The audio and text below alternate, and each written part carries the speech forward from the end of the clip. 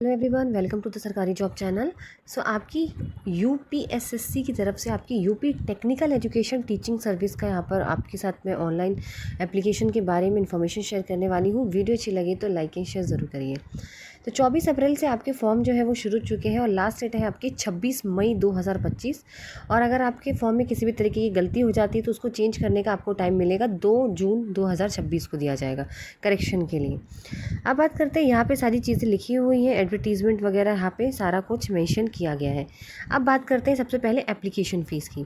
तो जो आपकी एप्लीकेशन फ़ीस है वो आपकी रहेगी अनरिजर्व्ड के लिए 100 रुपये फ़ीस रहेगी, प्लस ऑनलाइन प्रोसेसिंग फ़ीस 25, यानी आपकी अनरिजर्व्ड EWS OBC के लिए 125 रुपये फ़ीस है।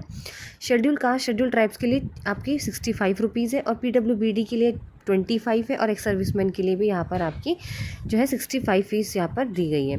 तो बहुत ही कम मिनिमम फ़ीस आपसे यहाँ पे ली जा रही है। बाकी dependents of the freedom fighters उनकी भी 65 है।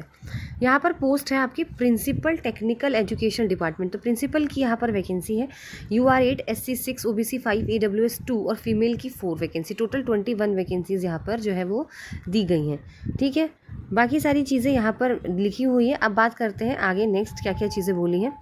ठीक है, एजुकेशनल क्वालिफिकेशन की बात कर लेते हैं अब हम लोग। तो एजुकेशनल क्वालिफिकेशन की बात करें तो यहाँ पर प्रिंसिपल है तो आपके पास PhD होनी चाहिए एंड फर्स्ट क्लास एट इधर बैचलर्स या फिर मास्टर लेवल्स आपने फर्स्ट क्लास डिवीज़न से आपने पास किया हो विथ मिनिमम 16 ईयर्स का आपका एक्सपीरियंस होना यहाँ पर ज़रूरी है।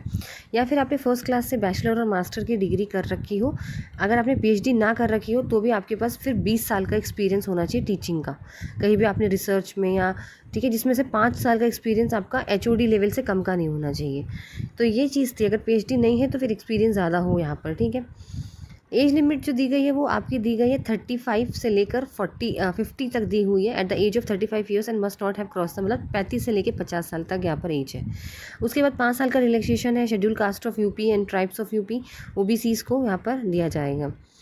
बाकी सारी चीज़ें इन्फॉर्मेशन यहाँ पे लिखी हुई हैं जो कि आप चेक कर सकते हो कि किस तरीके से यहाँ पर आपका एग्ज़ाम वगैरह लिया जाएगा। बिल्कुल लिया जाएगा, विदाउट एनी एग्ज़ाम आप यहाँ पे क्वालिफाई नहीं कर सकते हैं।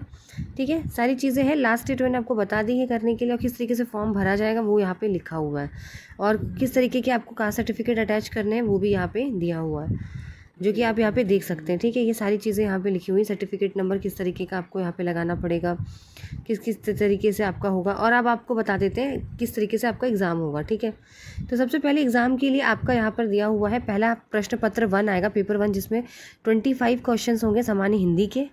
ठीक है, और आपके सामान्य अध्ययन के 100 क्वेश्चन होंगे 3-3 मार्क्स के। तो यानी आपकी सामान्य हिंदी 75 मार्क्स की आएगी और सामान्य अध्ययन जो आएगा वो 300 का आएगा।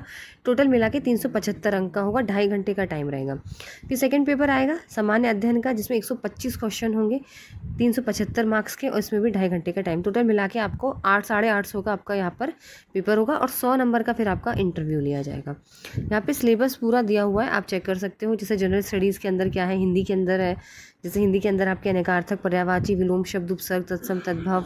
ठीक है, और history of India, political, constitution, geography, ये सब चीज़ें हैं। फिर साइंस आएगी, GS पेपर 2 है, इसमें जनरल इंजीनियरिंग एंड टेक्नोलॉजी से क्वेश्चन आएंगे, साइंस से क्वेश्चन है, सोशल जस्टिस से, एथिक्स से और इंटीग्रिटी से क्वेश्चन आएंगे।